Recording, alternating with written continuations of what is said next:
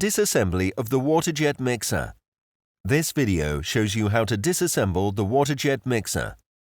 Open the cooling unit and remove the ingredient packs.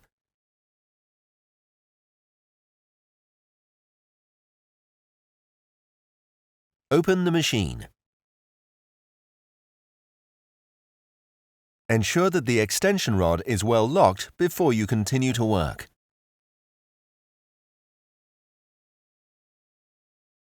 Before you start, place a cloth over the lower part of the machine to prevent screws falling into the lower part. There are two WaterJetMixers installed in the machine. To disassemble a WaterJetMixer,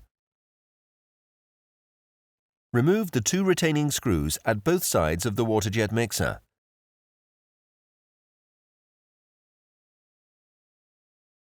Lower the WaterJetMixer from the upper part of the machine and unplug the tubes. Remove the retaining strap of the wiring.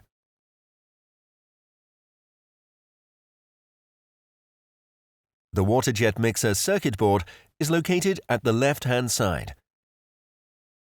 Remove the retaining screw of the WaterJetMixer circuit board and remove the circuit board.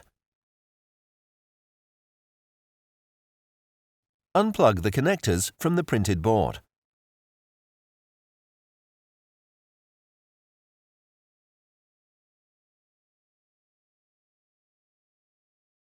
The WaterJetMixer has 4 connections.